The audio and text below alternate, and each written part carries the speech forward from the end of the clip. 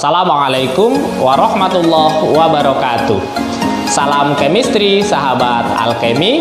Dalam video sebelumnya kita sudah membahas tentang kekhasan atom karbon. Nah, dalam video ini kita akan fokus membahas tentang bagaimana atom karbon membentuk ikatan sigma dan ikatan pi.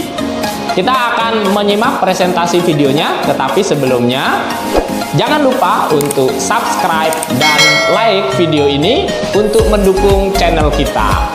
Baiklah, kita langsung simak presentasinya.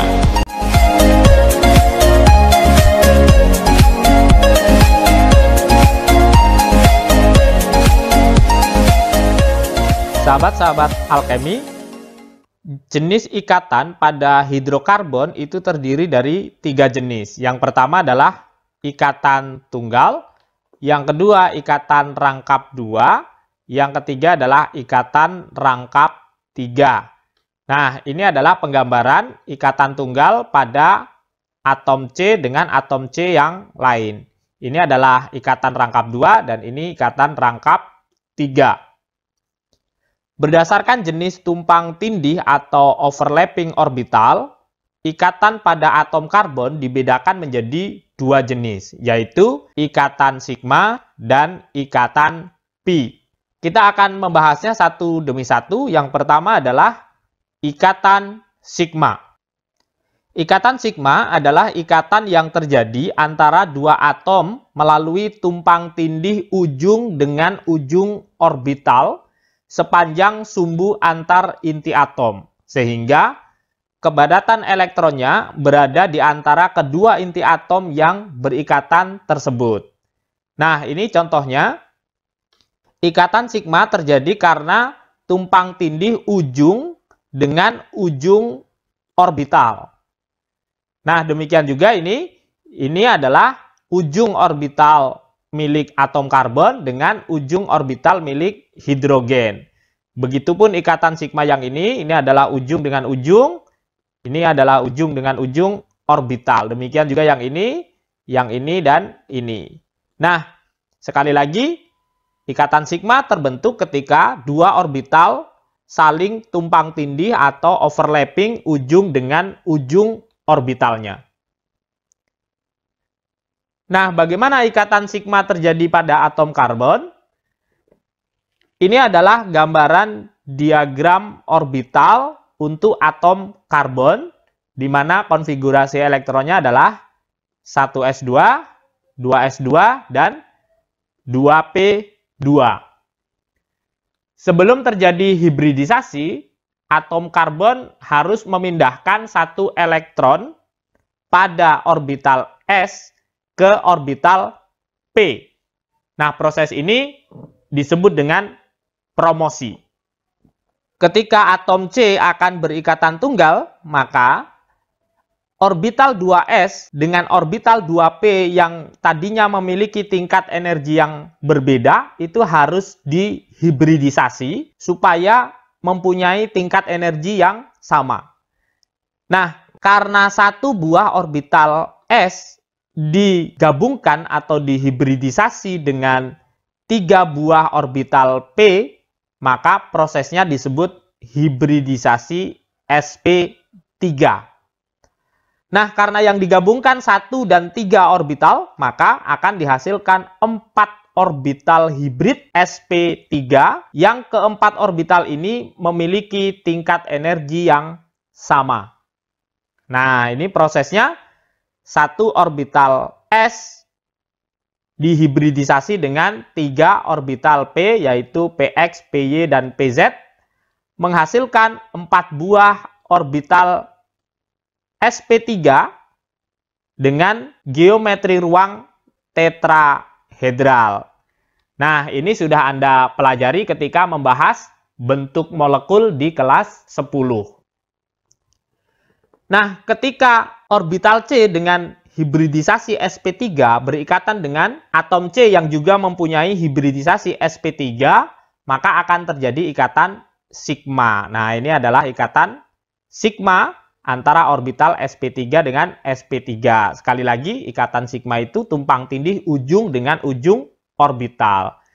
Nah, ini juga ikatan sigma, ini juga ikatan sigma, demikian juga yang ini, dan 3 ikatan C dan H yang ini.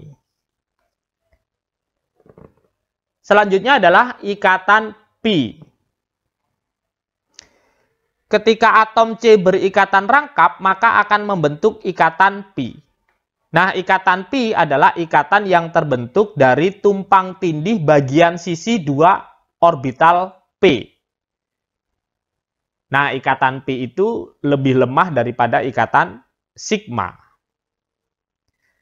Nah, kalau ikatan sigma yang ini terjadi karena tumpang tindih ujung dengan ujung, kalau ikatan pi terjadi karena tumpang tindih sisi dengan sisi orbital. Nah, ini adalah ikatan pi.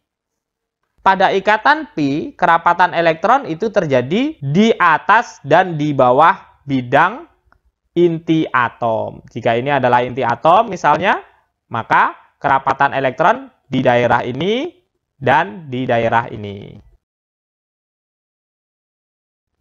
Nah, bagaimana terjadinya ikatan pi pada ikatan rangkap 2? Ketika akan terhibridisasi, atom karbon tetap harus mempromosikan satu elektron dari orbital 2s ke 2p.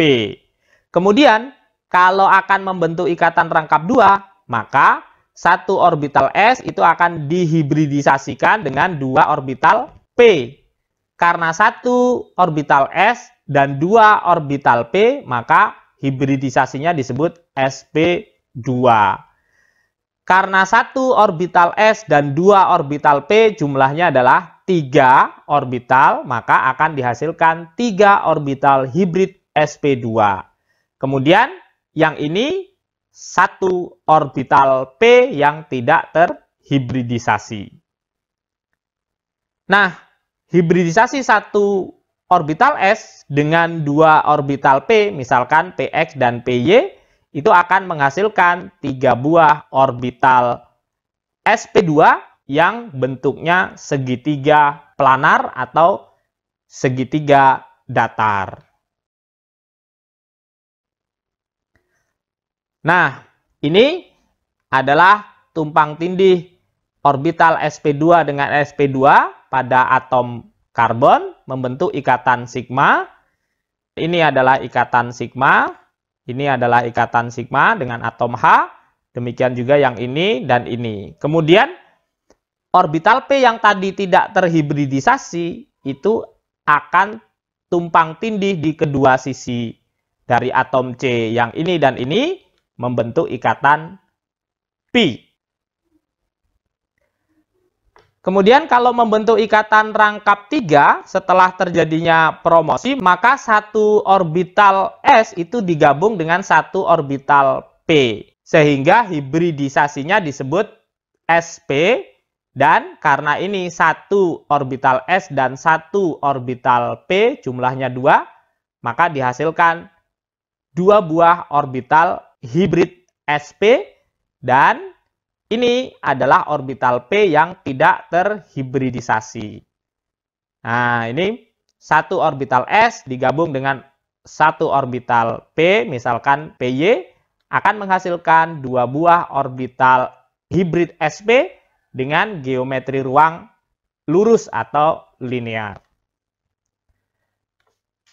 Nah, ini ikatan sigma antara orbital sp dan sp. Kemudian ini adalah ikatan sigma antara orbital sp dan orbital s atom H.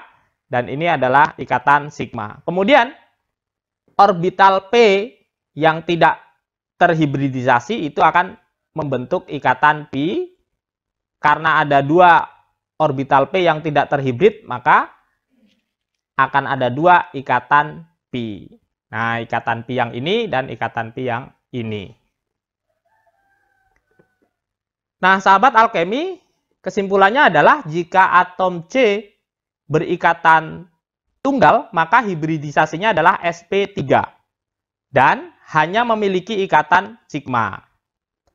Kemudian, jika atom C berikatan rangkap 2, maka hibridisasinya adalah sp2 dan pada ikatan rangkap 2 itu terdiri dari satu ikatan sigma dan satu ikatan pi.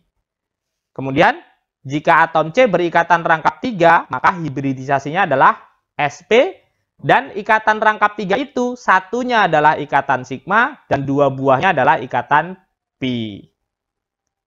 Nah, ini contohnya. Atom C berikatan tunggal, maka hanya memiliki ikatan sigma saja. Kemudian ketika atom C berikatan rangkap 2, maka yang satu ikatan adalah sigma dan yang satu adalah pi. Terakhir, ketika atom C berikatan rangkap 3, maka satu ikatannya adalah sigma, kemudian 2 buahnya adalah ikatan pi. Sebagai latihan, coba Anda jelaskan bagaimana proses hibridisasi atom C pada senyawa etena C2H4. Nomor atom C-nya adalah 6 dan H1. Kemudian, nomor 2, tentukan jumlah ikatan sigma dan ikatan pi dalam struktur hidrokarbon berikut. Nah, perhatikan. Ini atom C mengikat 3 buah atom H. Maka atom H ini perlu Anda jabarkan ikatannya sebagai ikatan sigma.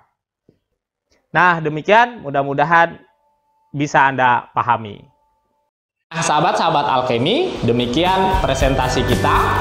Mudah-mudahan bisa dipahami dan jangan lupa untuk men-share video ini sebanyak-banyaknya kepada kawan-kawan semua. Terima kasih. Assalamualaikum warahmatullahi wabarakatuh.